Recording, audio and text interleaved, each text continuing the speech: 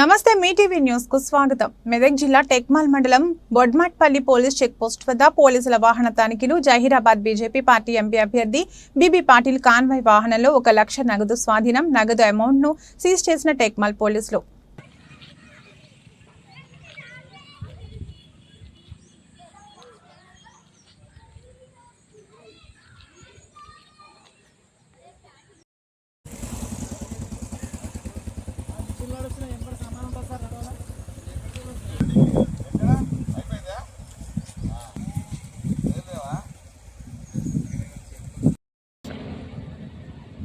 అభినవ్ పటేల్ గారు నాందేడ్ టు టెక్మాల్ వస్తుండగా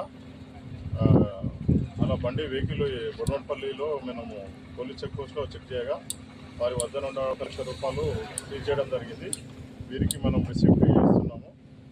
ఈ 1 లక్ష రూపాయలని మనం కలెక్టరేట్ ఎలక్షన్ సెల్లో డిపాజిట్ చేస్తాం.